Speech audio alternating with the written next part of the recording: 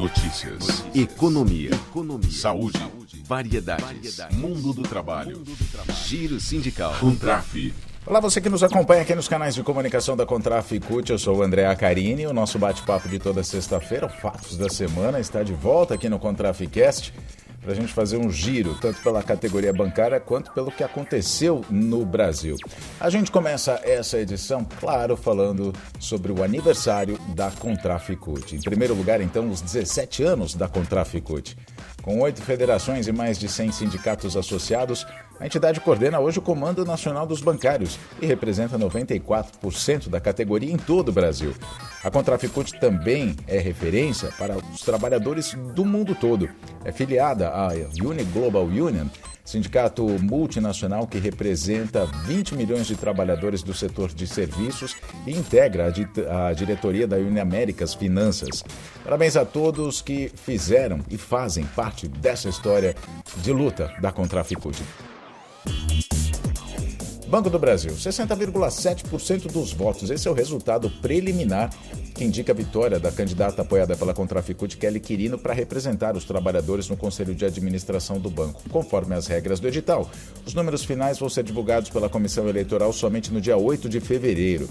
Em nota à apresentação dos resultados, Kelly disse estar grata a cada um e cada uma que participou desse processo e acolheu as propostas em cada local de trabalho onde ela esteve. A candidata recebeu no total 19.091 votos, larga diferença em relação ao segundo colocado, que recebeu 1.235 votos. Ao todo foram 91 candidatos.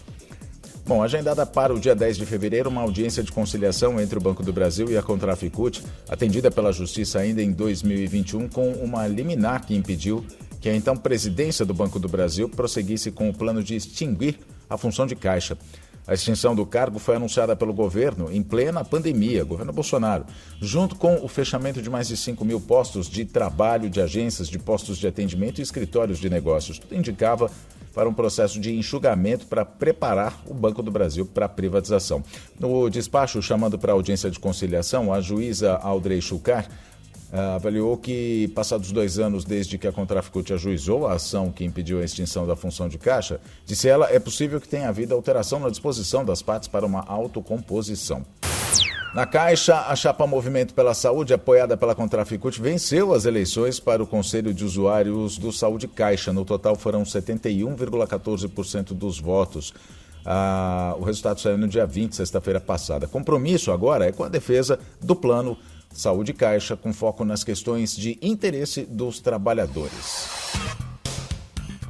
Agora as notícias do Brasil. 1 ano depois da morte do congolês Moise Kabagambi, o crime ainda segue sem punição. Familiares fizeram um protesto na última terça-feira em frente ao quiosque no Rio de Janeiro, onde ocorreu o assassinato que teve motivação racista.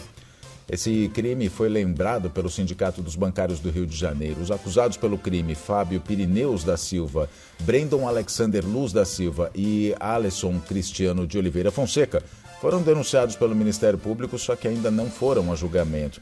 Neste sábado, dia 28, Dia Nacional de Combate ao Trabalho Escravo, vai acontecer um evento promovido pelo Projeto Ação Integrada, Resgatando a Cidadania, o PROJAL, ou PROJAL, para reforçar ações contra o trabalho escravo e homenagear o congolês. As atividades são gratuitas. Almir Aguiar, que é secretário de combate ao racismo da Contraf e CUT, ele assinala que Moise e sua família buscaram refúgio no Brasil em função da violência e perseguição em seu país, mas não encontraram a proteção tão esperada, tendo ele a sua vida ceifada por racismo e xenofobia. Semana também foi marcada pelo aniversário da maior capital da América Latina. Parabéns, São Paulo, 469 anos de fundação. O aniversário foi celebrado no dia 25 de janeiro. Crise humanitária. Consequência do descaso do governo Bolsonaro, os Yanomamis, a tribo indígena Yanomami, lá em Roraima, se encontra em situações degradantes e de desnutrição, inclusive, e vítimas de violência de garimpeiros. Há relatos de estupros, inclusive contra crianças. O líder da tribo, Davi Copenaua, afirmou essa semana à Folha de São Paulo que nunca morreram os índios de fome, né, os indígenas de fome. Ele disse o seguinte, a declaração dela foi exatamente essa, abre aspas, estou aqui, tenho 66 anos, quando era pequeno ninguém morria de fome. Agora o garimpo está matando o meu povo e também os parentes Munduruku e Caiapó. Quando os indígenas ficam doentes, eles não conseguem trabalhar ou caçar, fecha aspas, disse o líder Yanomami Davi Copenaua, portanto, dizendo que eles nunca morreram de fome, sim por ações violentas como dos garimpeiros. Esse caso veio à tona após a visita do presidente Lula, no sábado passado, para tomar providências em relação ao que especialistas já consideram como genocídio do governo Bolsonaro. Mortes marcam a tragédia, inclusive de crianças. O governo Bolsonaro chegou a ignorar 21 ofícios com pedidos de ajuda aos povos indígenas. Nova política de valorização do salário mínimo é urgente. A avaliação é do ministro do Trabalho, Luiz Marinho. Marinho propôs ao presidente Lula essa semana tanto a correção permanente da tabela do imposto de renda, cujas alíquotas devem ser definidas no segundo semestre, a partir da proposta de reforma tributária a ser feita pelo ministro da Fazenda, Fernando Haddad. Tanto, então, a tabela do imposto de renda como a da política de valorização do salário mínimo foram propostas a Lula. Essas duas propostas garantem proteção social e contribuem para melhorar o poder aquisitivo dos aposentados, pensionistas, trabalhadores que ganham o piso nacional e ainda corrigem uma distorção. Os pobres pagam mais impostos do que os ricos.